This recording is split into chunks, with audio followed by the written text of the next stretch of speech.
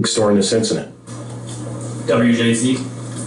I was just wondering, either the commissioner or the mayor, at the heart of this, why do you think some warnings were ignored? Why do you think some inaction and lack of communication? What's at the bottom of this?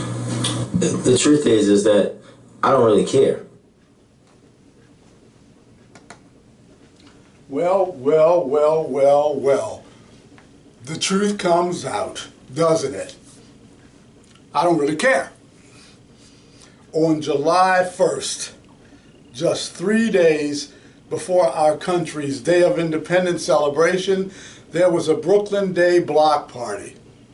The 27th year for this yearly block party that was advertised throughout the community days prior to the event. It was on social media. It was on YouTube. It was on Facebook.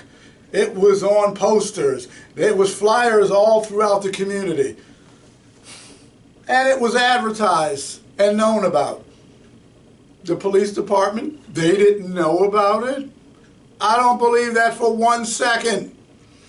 Tragically, during the event, first, many calls were put out for the Baltimore Police Department to come and help. Hundreds of people with guns and knives crying for help, desperate pleas for help because of what was going on, because of armed people. And Foxtrot reporting 900 to 1,000 people were there, and these calls went unheard. And what happened is you had a meeting that was done, a town hall meeting that took place. And at that town hall meeting, you had Mrs. Gonzalez, who was there August the 29th, the last town hall meeting, and she asked Slim Shady, and she asked Commissioner Worley, the calls, why didn't anything happen? She brought it up. And here's what she had to say at that town hall meeting. I want to congratulate, it was brought to my attention that you're having a baby. Yes, ma'am. And I want to say that babies are so precious. I have to live with this unbearable pain every single day because my rights right after that were violated. When a video of me finding my daughter dead went viral. I want to know, what are you going to do so that baby Charm doesn't get shot in the city of Baltimore? Yeah, thank Because you. I didn't expect that from me, ever. Thank you, Ms. Gonzalez. And as you know, you and I have had conversations, that I'm so sorry what happened to your beautiful daughter and to your sister. We're going to continue to do that work, right? And it's all of the things that you mentioned. There is not one simple solution to what's happening in Baltimore, where you're from, in New Jersey, and you and I talked about, so I know where that is. There's not one solution. We have to make sure that we're investing in these children's education in ways that we haven't for all of my lifetime. We have to make sure that their parents and their guardians have the opportunities and careers and the things needed to provide for them. We have to work around this addiction that we have, and the way that addiction and drugs has a hold on so many people in our city, right? A city that actually loses 3 times the amount of people to overdose than we even do to gun violence, right? And we very rarely even talk about that. We have to do that work of investing in those communities that have been disinvested to in many years. We have to hold people accountable that are using guns, no matter who they are, where they're bringing them from, holding gun stores, gun owners, gun manufacturers, gun users. All of those things are what we're going to continue to do to try to make sure that no one goes through that, right? And we have to build better people so that they don't resolve their conflicts in ways like the way that they did that night that your beautiful daughter was murdered. I just want to say this also. Now, I listened to you say that this force is the best it's been in years. I don't know the numbers. I don't keep track. All I know is that I listened to the transcripts, I read them, and I heard police officers said this is a job for the National Guard. No one responded. Yep. I had people from that community almost begging the police to come there. No one responded. Dispatch started begging police to send someone out there. Nobody responded. And then I heard you say, by the time we got here, the incident had already occurred, but it didn't. It did not have to occur. No, it did not have to occur. It did not have to occur. But you have people who just run their mouths. A lot of talk, Brandon. A lot of talk. And run their mouths, and they don't really care. They're just talking.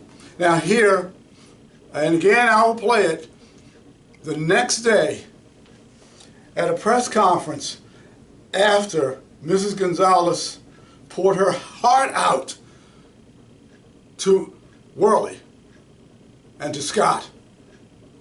This is what he had to say when he was asked in regards to the calls that were coming in.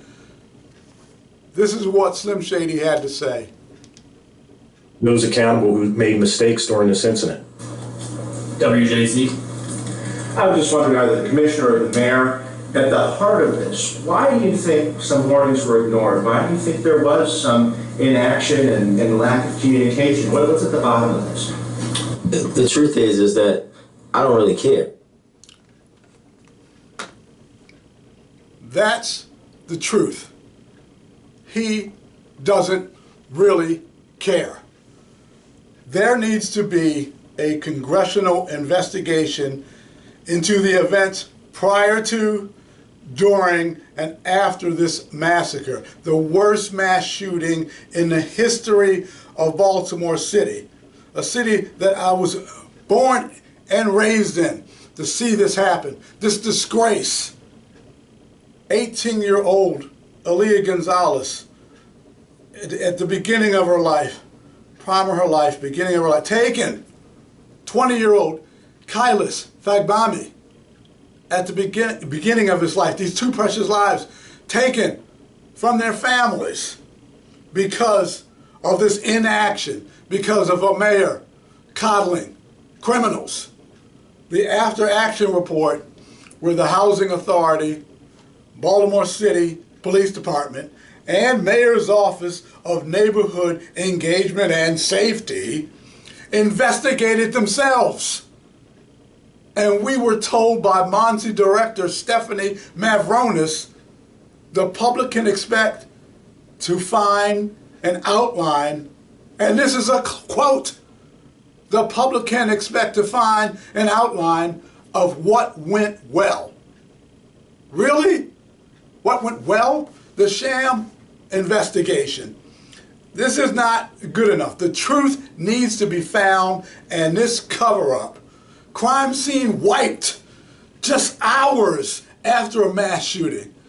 This cover-up will not stand. Call your congressman, call your city council people, and demand an outside investigation be done. And remember, there's an F5 hurricane coming. There will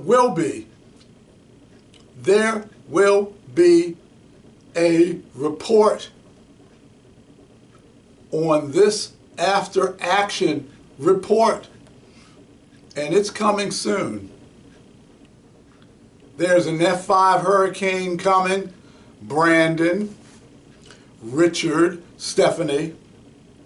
There's an F5 hurricane coming, and it's coming for you. I'm Sean Sims of the Outsiders Podcast. God bless and goodbye.